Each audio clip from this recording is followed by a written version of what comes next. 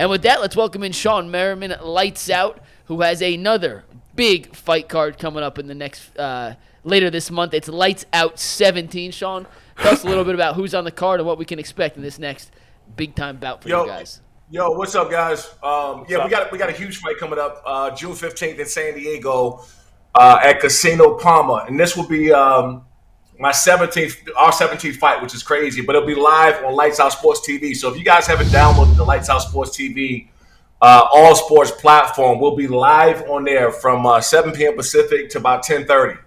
Got, I think, 14 fights lined up. And you see Jordan Bailey, who's a hometown San Diego favorite, and our champion, Tommy Aaron, man, who just actually came off a win over at BKFC. So we, glad to have him back. It's funny, in that picture, Bailey looks way more jacked. Maybe I just can't tell how jacked Aaron is because he's got the belt there in front of him. But Bailey looks way more put together. But I guess Aaron's a great fighter if he's the champ, huh? Yeah, so Tommy Aaron is a student of Tony Ferguson. So, Tony comes around fighting and stuff like that. So he's great, man. I mean, he's been, on a nice little streak with us.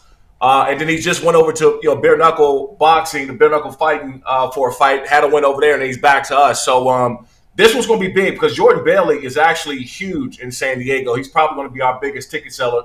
So this main event is going to be crazy. Again, it'll be a Lights Out Sports TV. And so if you got Roku, Apple TV, Amazon Fire, iOS, Android, I think we'll be up on Vizio next week, LG TV. So any one of those major TV platforms, man, make sure you download Lights Out Sports TV. I might have to do that.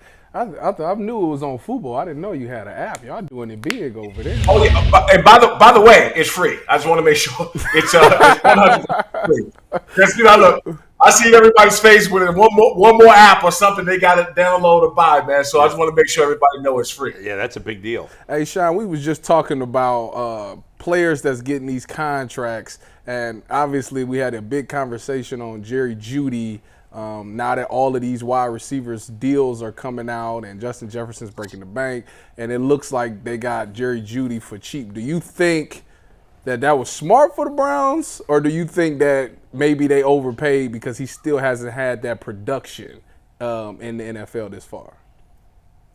Well, I say this, man, too, as far as for these contracts, and I'll be the first one to say I love when guys get paid. I love when players get paid, but I think right now, when you start looking at the market, guys are looking for the money that's close to the top guy who hasn't even produced yet. So Jerry Jeudy, I'm nothing against him. He might have a ceiling that he needs to get to. He might have some wiggle room to get better. But as what we've seen so far, whether he was in a bad situation or not at Denver, we haven't seen it, right? He has a ceiling. I mean, I think that he's going to be a much better player if he got the opportunity to be in Denver, but at the same time, man, you start to ask for these big numbers because the market dictates it. I think it's going to end up ruining the game, man. And I'll take it all the way to the quarterback position. Like, some of these guys are looking at 50 plus, 60 plus million a year. Like, for what? What really? This isn't NBA, right? Where one player could possibly take you to the playoffs. Literally, one player could change everything on that team. So I get it why NBA players make 50 plus million in a big money a year. I don't get some of these quarterbacks and wide receivers. You need too many pieces to the puzzle in order to go out and win football games. So I can't really wrap my head around, some of these guys getting 40, 50, and 60 plus million a year. It doesn't make any sense to me. Wait, Shawne, Tom Brady did it, and Joe Burrow did it with the Bengals. That was just one player that kind of came. Not just one player. It is. So we going to undermine the fact that Tom Brady had some of the best defenses too when he played. I mean, I could go down that. He did do that. So I can go down the list when he won the Super Bowl. The Teddy Bruschi's or Willie McGinnis or Vincent Wilfork, Todd Laws. Like, nobody really want to talk about that. And I'm not taking anything away from Tom Brady at all. But again, you're talking about one player as in history. You start going back to maybe Joe Montana, something like that. But now you got a Dak Prescott that's looking for 50, 60 plus million a year with 2 playoff wins. Yeah. Like, what? You know what I'm saying? Like, and then, okay, so if Dak Prescott makes $60 million a year, what does CeeDee Lamb deserve? Yeah, no, it's fair, Shawne. And I think even worse than Dak Prescott. I happen to like Dak, but they're talking about Tua and Trevor Lawrence getting big extensions. I'm like, Those guys have done nothing. Trevor Lawrence has been bad in 2 of his 3 seasons in the league. I would never give him a big extension right now. Like, at least Dak is, you're right about the playoffs, but at least Dak's played well in the regular season.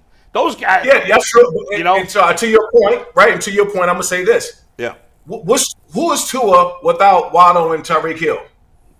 I think he's just a guy, in my opinion. He's just a guy. Exactly. He's just a guy, why he's the last person being taken care of over there, because I think they also know that. So I get it. The market's going to dictate what guys going to get paid. I totally understand that part.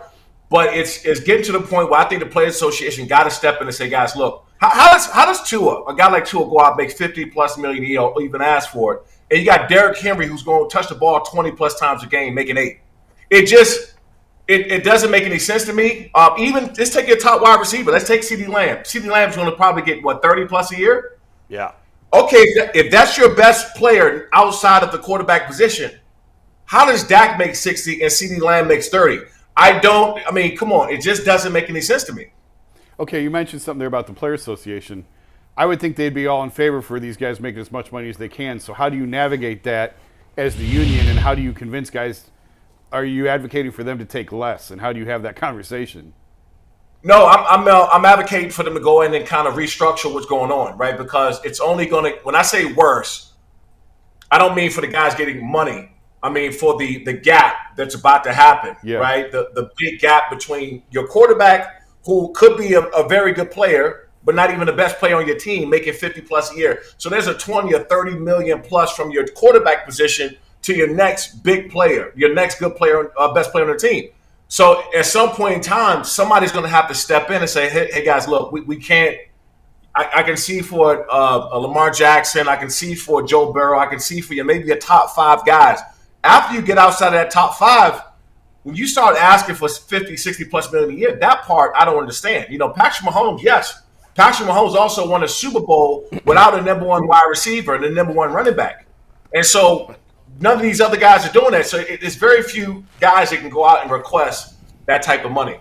Sean, what do you think the appropriate going rate for a premier pass rusher is in today's NFL? If you were a free agent right now, where would you draw? Like, I need this amount right here. Well, I think Nick Bosa really set the market with that, right? Is he around 30 a year or something like that? Mm-hmm. Yeah, just under 30. Just under 30. Okay, yeah. So that's where it's at, and then you start to tear it down from there. But again, you got Nick Bosa, who's a game wrecker, a game changer, the T.J. Watts, the Myles Garrett to the world. If they're getting a little under 30 a year, and Dak Prescott is getting 60, what does this make? You get what I'm saying? Like, if there's a $10, $15 million difference, 30 a year, like that just doesn't. I get it with how they value the quarterback position.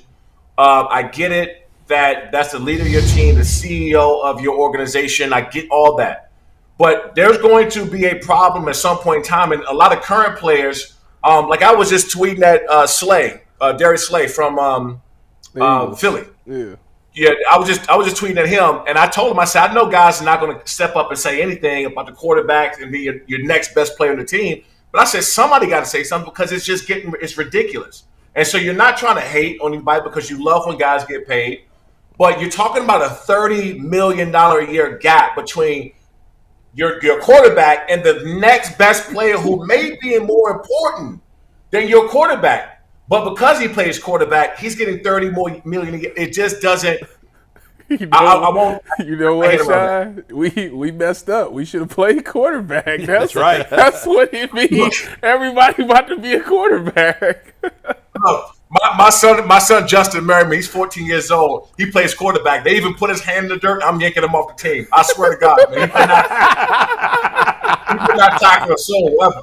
Hey, Sean, my bad. Nick Bosa got a little over 30. Josh Allen, who's second, got just under 30. So right around 30. Okay. Right. Before you hopped on, we were talking about the Browns and their playoff odds, and I know you follow the league as a whole.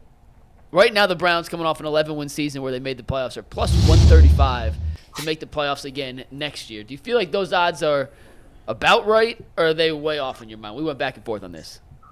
I think they're about right, and I'll say this. I mean, for them to even have the season they had last year with the injuries and the amount of people that went down, I'm not talking about just regular guys in key positions. I'm starting from Nick Chubb. And for them to still finish up the way they did, the coaching staff, the training staff, everybody deserves like a raise, man, because it's so hard when you start losing key guys to have any sort of a decent season. They actually battled it through. So you got to think that if the team stays remotely healthy this year, that they're going to be much better, even better than they were last year. So I think that's pretty accurate. Shawne, let's before I let you go here, let's talk about the big card you got coming up once again. I want to, Tyvis, did you download the app? I am downloading. Let's go. Yes. We want to see some more guys. You said lights out, right? Ass.